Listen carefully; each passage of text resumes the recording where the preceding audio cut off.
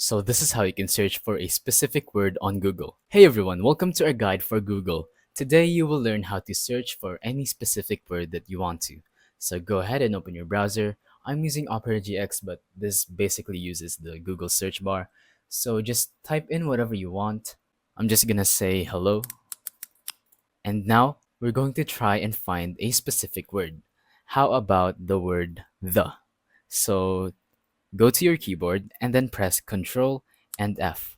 This search bar will come up and then you can type any word that you want and it will immediately lead us to that word or words. So I'm gonna type the, and as you can see, there are 22 matches of the word the, and it's even highlighted. So let's try another word.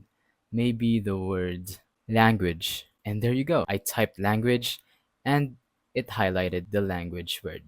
So that's pretty much it. All you have to do is press Control and then F, and then a search bar will come up where you will type the specific word or phrase that you want to see, and it will lead you to that word. So thank you for watching. Don't forget to leave a like, subscribe, and let us know in the comments if the tutorial worked or if you have any questions.